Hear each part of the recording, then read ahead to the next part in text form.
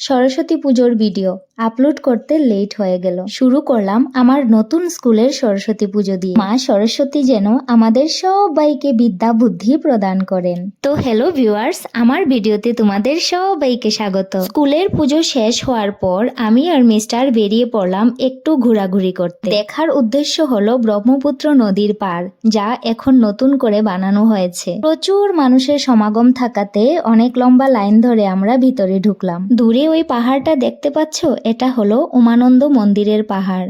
আর এই ঘাটটা দেখে মনে পড়ছে যে আমি এখানে আগেও একবার এসেছিলাম, কিন্তু তখন এখানে এসব কিছুই ছিল না। ছোটদের খেলার জন্য এই পার্কটা খুবই সুন্দর। আর দেখোই না বাচ্চারা কি আনন্দ মনে খেলছে।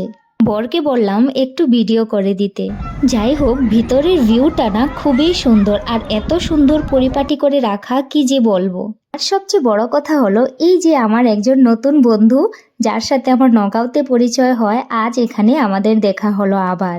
একসাথে আমরা সবাই এনজয় করলাম কড়ক চায়। মাটির পাত্রতে যেহেতু দিয়েছে, তো তার জন্য আমরা দুজনেই ডেকোরেট করব বলে নিয়ে নিলাম ব্যাগের ভিতরে। সব শেষে এবার ঘরে আসার পালা, কিন্তু বাসে এতই ভিড় যে আমরা অনেকক্ষণ ওয়েট করতে হলো বাসের জন্য।